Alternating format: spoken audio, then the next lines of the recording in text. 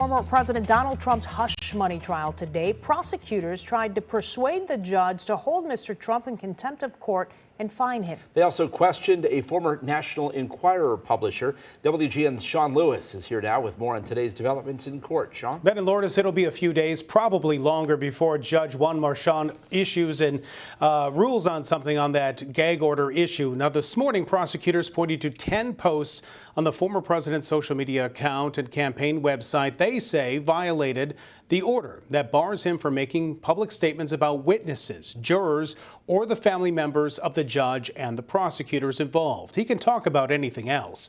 After the hearing, though, Trump used his First Amendment right to complain online that the judge had taken away his right to free speech. And that was just the start of a day of testimony dealing with former President Donald Trump's doorman, an adult film star, a Playboy playmate, and the publisher of the National Enquirer. Donald Trump had nothing to say about the trial as he walked into the courtroom on Tuesday morning. On this second day of testimony, David Pecker, the former publisher of the National Enquirer tabloid, was back on the stand, detailing the early days of the Trump campaign in 2015 and how Pecker signed on to help his longtime friend in his run for president.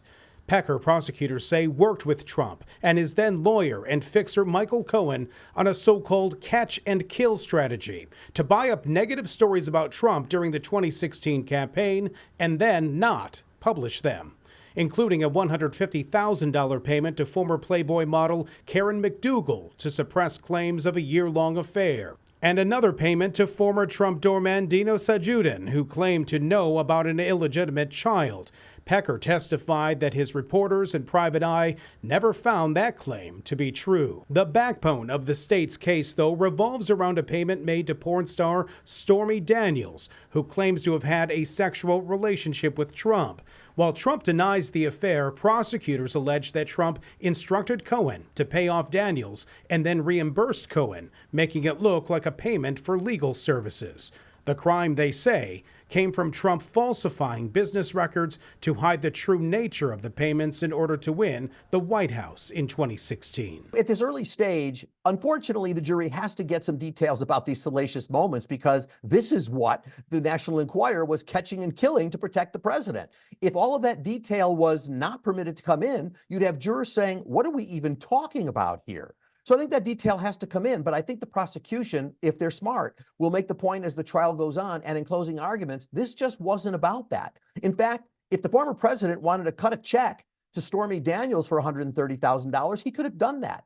He could have actually paid Michael Cohen and done it in other ways as long as the record said this is a payment to keep this story quiet. Honesty would have worked. The bottom line is they're going to have to take it to the next step and say, no, this was about trying to impact the outcome of an election. And that's where he gets in trouble. Now, keep in mind, so far, the prosecution are the only side that has questioned David Pecker. Trump's attorneys will have their shot at him later this week. This is the first of 4 criminal trials for Donald Trump. In the New York hush money case, he faces 34 felony counts that are punishable by up to 4 years in prison. Lourdes? We'll be watching. Thank you so much, Sean.